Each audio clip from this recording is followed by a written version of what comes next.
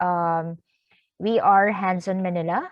Last year, 2021, we celebrated our 20 years in volunteerism with sustainability. So it's very, with hands-on, we really focus on sustainable and impact projects. The core of the organization is volunteer management. So we work with individuals, private groups, and corporations. So basically, we partner with companies who outsource their corporate social responsibility projects. Hands on Manila organizes volunteer opportunities through, um, as mentioned, through CSR programs, and projects really revolve around the advocacy of the corporation support and are customized according to the needs of the employee volunteers. Um, we are also, of course, with the for the credibility of the organization, we are registered with all the required government entities. So we have a vision to create a culture of volunteerism that contributes to nation building. And we envision a community where people contribute their time, talent, and resource for sustainable development.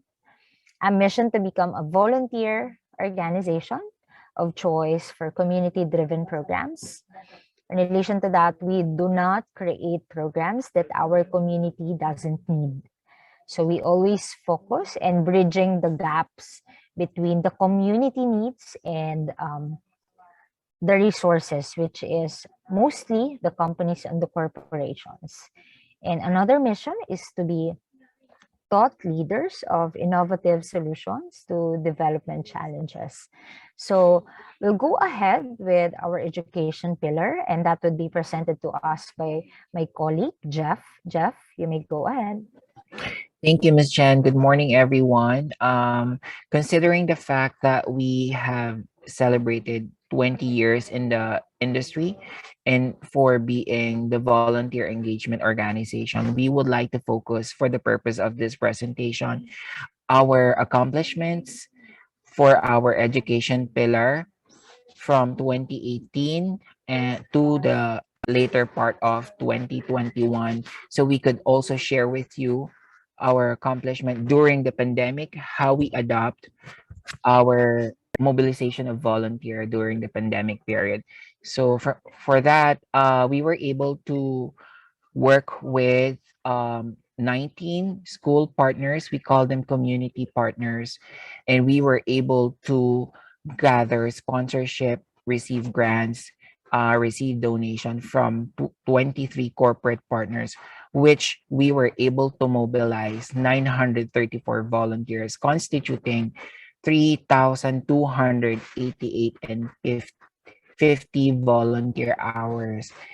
And the target or impacted beneficiary were an accumulated 62,220 students and teachers as community partners. So when we discuss about education pillar, we simply, on a nutshell, we simply provide school materials, provisioning, printing equipments, bond papers, short and long plastic envelopes, and the list can go and so on as projected on the screen. So on those particular projects that was supported by 23 corporate partner, we had implemented 24 corporate social responsibility activities. And as we go on to the succeeding slides, we would like to deep dive on each of the particular projects. So for Brigada Escuela,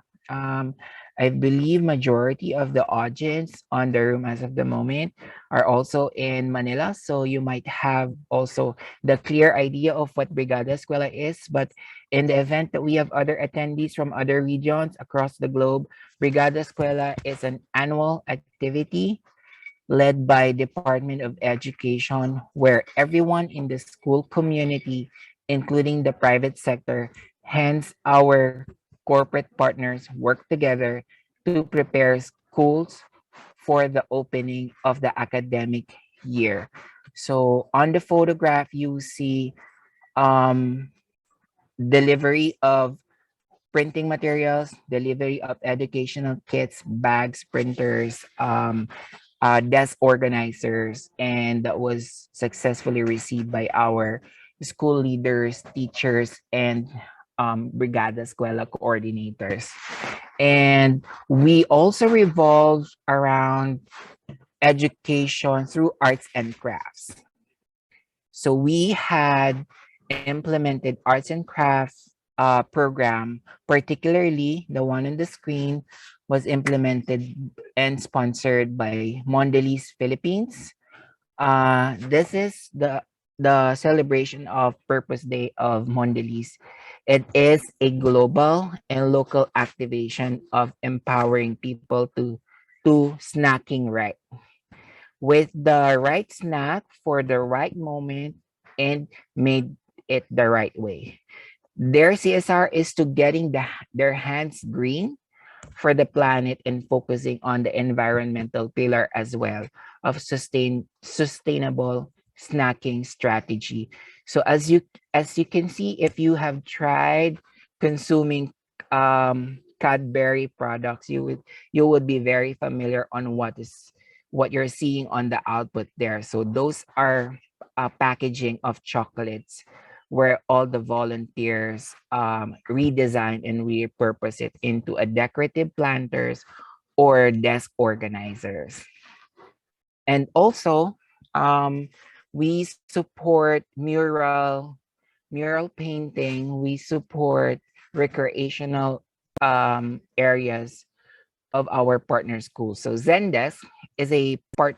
This one is a partnership with us, wherein we gathered volunteers to further improve the learning environment of the children, the daycare center, by collectively painting cabinets, walls, construction of stock room, rebuilding of playgrounds, planting of bamboo plants. And this is also a part of Brigada Escuela in conjunction with Adopt a School program for the school academic year. It was, we also wanted to create a very conducive learning for for the children, and hence the basis of the conversion in the development authority, which is the compound wherein we built the school.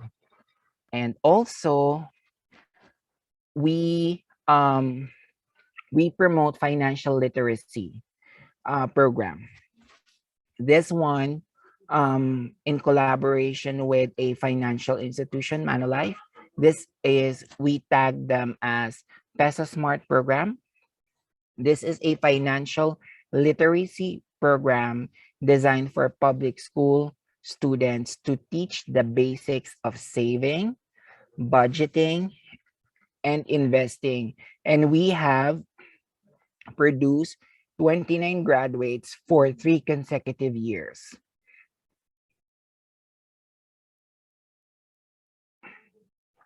So the students who have participated in the Peso Smart program has actually helped develop the financial management skills of its beneficiary as they learn how to live within their means, set aside savings, and even explore investing in different financial products that will help them fulfill their dreams in life. So we taught them of how to manage their finances carefully, effectively, and efficiently at a very young age. And then we gauge our impact through that program. Okay.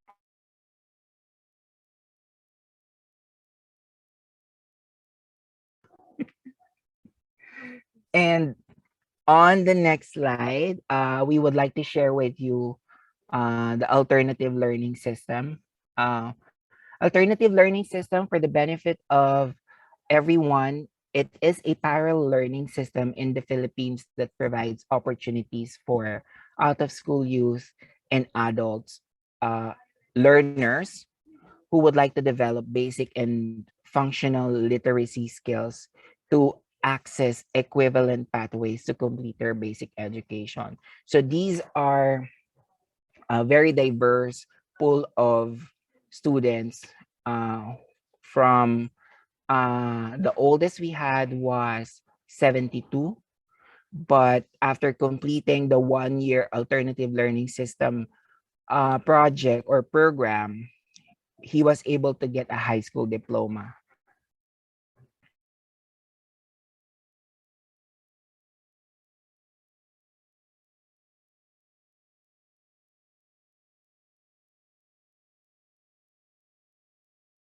Sorry. Also, part of educating our community partners and corporate partners, we develop disaster preparedness program. Well, in the Philippines, in the world, the Philippines is actually one of the world's most disaster-prone countries. And to reduce disaster risk and enhance preparedness, it is crucial to follow a long-term approach programs for communities, government institutions, and community-based organization for their long-term cooperation on a provincial, municipal, and village level are being strengthened. So as you can see on the photograph, these are volunteers preparing disaster kits and was distributed to our community partners in Manila. Nobody wants to experience disaster, but it would be best for each and everyone to be prepared. So just in case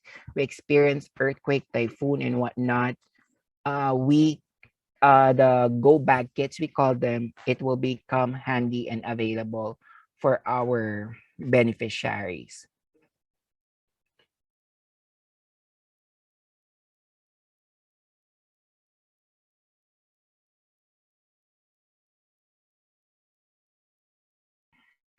Next is reading and tutoring. We call them Galing Mo Kid. Galing Mo Kid is a program that partners hands-on Manila volunteers with public school children through a half-day educational field trips that are often lacking in public school system. So it aims to foster a deeper appreciation of our country's history, arts, and sciences. So what we're trying to develop there is to provide the students a recreational environment wherein that learning can be fun. So we gather them in one amusement center, but the amusement center really has to be or has to have educational aspect of it as well. And also part of educational program is in line with providing livelihood programs for our community partners. On the photograph, you can see a woman trying to mix a liquid on a pail. It is a program for a community of women to seek to improve the state of life of low income sector by giving them jobs and business chances. So work and healthcare access and other forms of assistance. These mothers actively participate in the activities set by their community, like seminars or Zumba sessions. And we made them celebrate International Women's Month as well through this social entrepreneurship project. And to further discuss with you as well, some projects that we have that is aligned to different pillars of hands-on Manila, particularly health and wellness pillar and the projects that we implement that focus on women empowerment. I would like to turn over the floor to Miss Jen. Go ahead, Miss Jen. All right. Since we've reached the 15-minute mark for the presentation, I would like to proceed with our projects for women. So, the Philippines is described to be a nation of strong women. who directly and indirectly run the family unit, businesses, government agencies, and even haciendas. So the Filipino women may be considered as one of the most advanced women in other countries in the areas of academic, professional, politics, and legislation. However, they also suffer from domestic violence, economic disadvantages, discrimination at the workplace, exploitation as migrant workers, and as prostituted women, and displacement brought about by intermittent wars in conflict affected areas. So the Philippines is the only country in Asia to have closed the gender gap on both education and health, and is one of the 6 in the world to have done so. Moreover, the Philippines' scores on political empowerment continues to improve as its economic indicators such as estimated income, labor force participation, income equality for similar work. The Philippines is the only country in the world where women have party to men in senior management roles, just like myself. However, despite the remarkable achievements above, thousands of Filipino women suffer from sex and other gender-related abuses. So aside from the mental health awareness program that we provide for the women in the Philippines, we cover. I saw Leia's question here asking about the regions where our programs are in. So we have programs in in Mindanao, in Visayas. So it's I think of course in Luzon. I think it's safe to say that we can exist wherever we are needed. That is safe to say. And so aside from the mental health awareness program, we also partners with um, organizations who tackle human trafficking. Mostly women are the victims here. So going to the specific programs, we provide livelihood, as mentioned by Jeff earlier. So Hands on Manila develops employee engagement activities that promote skills training because that is really the need here, especially in the Metro Manila, and economic development as most of the women, especially the single mothers, heads the family, its members, and the rest of the community. So part of the volunteer created by Hands On is dishwashing liquid production, centronella candle making, umbrella designing for the LGBTQ plus single mom and the grandmothers of a specific organization that we work with. We also engage with partner NGO or the non-government organization that caters to the group of elderly.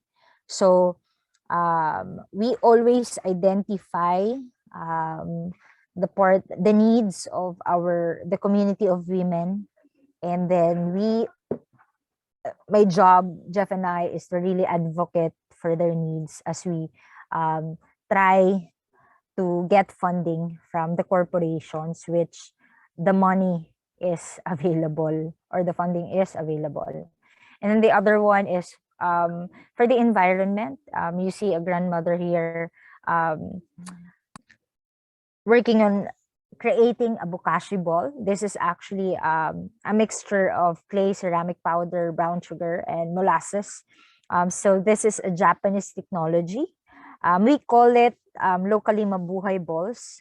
This is an organic materials that has been fermented with effective microorganisms, molasses, and water under um, anaerobic conditions. So it's a really wonderful soil improver and water filter. So each of this ball can clean 1 cubic meter of rivers, lakes, or ponds, specifically our all organic bokashi ball. So the women here in the Metro Manila, we really invite them because they are the most active, generally speaking. They're the most active sector when it comes to volunteering and taking part of the community um, building. So Another thing that we wanted to include in the presentation, we have this Hands-On for Health, which is actually a pandemic project for Hands-On Manila. We partner with an organization called Oplan Hatid Laban sa COVID.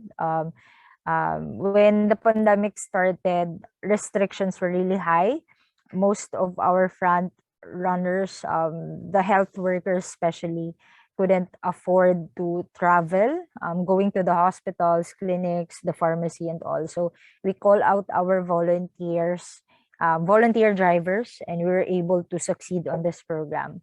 So Hands on Manila would really try to be innovative with our projects, always basing on the need of the community.